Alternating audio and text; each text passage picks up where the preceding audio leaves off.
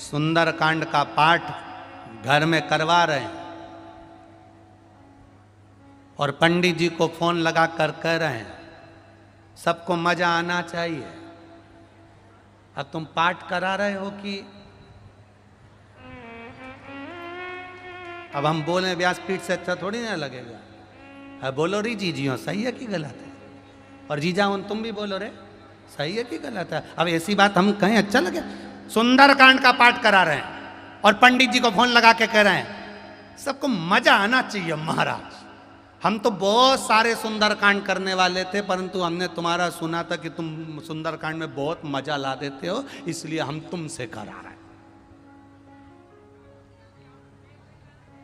इसीलिए तुमसे करा रहे हैं। अब सुंदरकांड का पाठ मेरे हनुमान जी की कथा, मेरे हनुमान जी का चरित्र मजा लेने के लिए नहीं है, मोक्ष लेने के लिए है।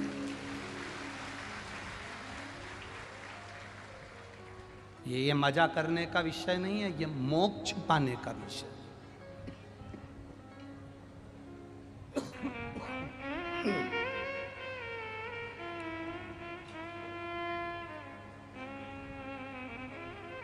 जितने लोग सुंदरकांड में आकर बैठते हैं उन्हें चौपाई से कोई मतलब नहीं होता।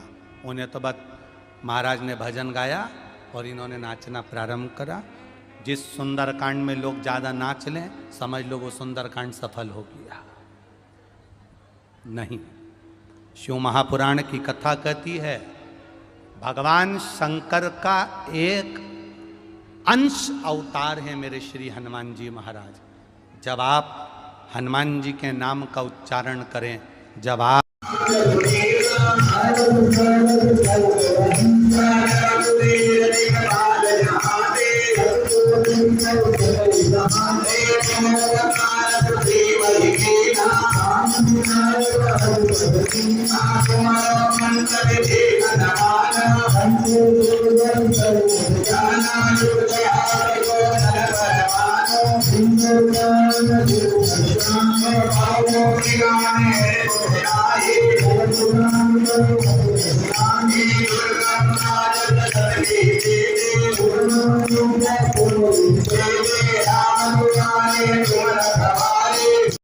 वहां चले जाओ। भीड़ बढ़ाने के लिए कभी शिव पुराण में मत आना, शिव पुराण में आओ तो भक्ति बढ़ाने के लिए आना कि मुझे शंकर का गुणगान करना है, मुझे भजन करना है, मुझे एक लोटा जल देवादिदेव महादेव को चढ़ाना है, मुझे शिव तत्व को प्राप्त करना है, मुझे शंकर का गुणगान करना है। मैं शिव पुराण से सीख कर जाऊंगी तो एकांतेश्वर महादेव को अगर कुछ नहीं चढ़ाऊंगी, 5 पेड़ की पत्ती तोड़कर चढ़ा दूंगी तो मेरा एकांतेश्वर राजी हो जाएगा। यह सीखना है हम।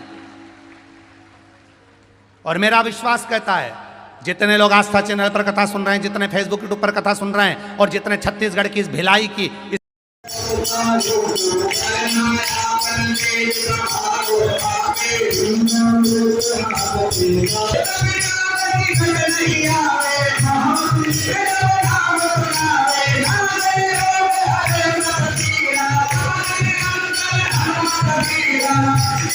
सीख कर जा, कुछ प्राप्त कर कर जा। तो मालूम पड़ा कथा में से गए और जैसे कि जैसे ही पहुंच गए।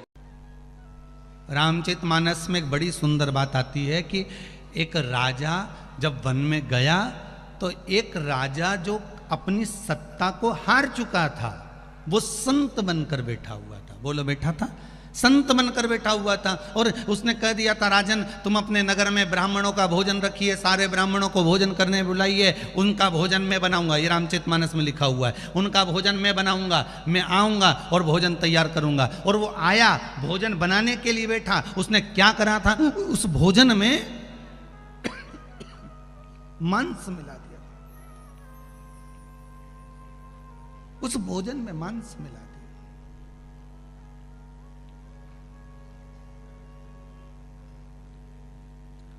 ब्राह्मण जैसे भोजन करने के लिए बैठे, ब्राह्मण जैसे ही भोजन करने के लिए विराजमान हुए और आकाशवाणी हो गई। आकाशवाणी हुई कि इस भोजन को मत करना, इसमें मांस मिला। ब्राह्मण उठ गए, श्राप दे दिया।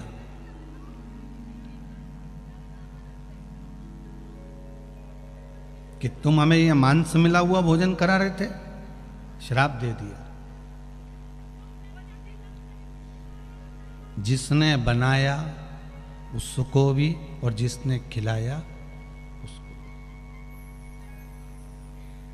अब राजा की आंख में आंसू भरा हुआ था, राजा रो रहा था कि भोजन तो मुझे बनाकर हलवाई ने दिया है और वो भोजन मैंने खिला दिया है, तो मेरा जो दोष है उससे ज़्यादा दोष इसको लगना चाहिए जिसने मुझे बनाकर दिया। बहुत सरल भाषा में समझा रहे हैं शंकर जी के इस तीसरे प्रश्न का उत्तर। आपने भोजन बनाकर दिया और उस भोजन में अगर कुछ त्रुटि रह गई, वो भोजन में कोई कमी रह गई, केश गिर गया, कंकर आ गया, उसमें कोई जीव गिर गया, समाप्त हो गया, तुमको भान नहीं हुआ, भोजन तुमने बनाया था, वो पितरों के लिए गया, आहूतों के लिए गया, वासुकों के लिए गया, वही भोजन ब्राह्मणों की थाली में भी गया। अब उसका दोष किसके माथे पर आएगा? जम के बोलिए। जिस नारी ने निर्मित किया गया है उस नारी के माथे पर। एक जन्म का दोषी नहीं। शिव कहते हैं घर की जो बहू है, घर की जो माताएं हैं, घर की जो नारी है, जब ये कुछ निर्माण करती है और उस निर्माण में अगर कोई कमी रह जाती है तो दोष उनके माथे पर आ जाता है। इसलिए उस नारी को अपने सर्कल के अनुसार, अपने कर्म के अनुसार बार बार दुख भोगना पड़ जाता है, बार बार दुख भोगती।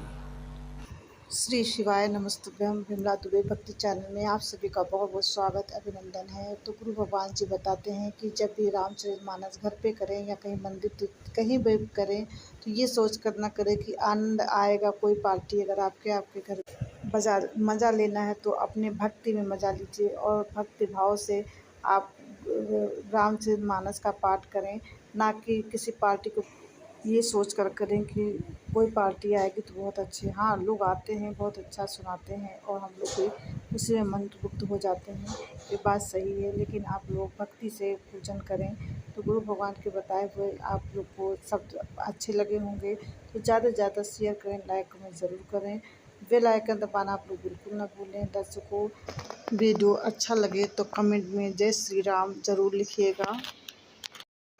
नेक्स्ट वीडियो में फिर मिलती हूँ, तब तक के लिए नमस्कार, प्रणाम। आप सभी का बहुत बहुत आभार रहेगा। पूरा वीडियो देखिए।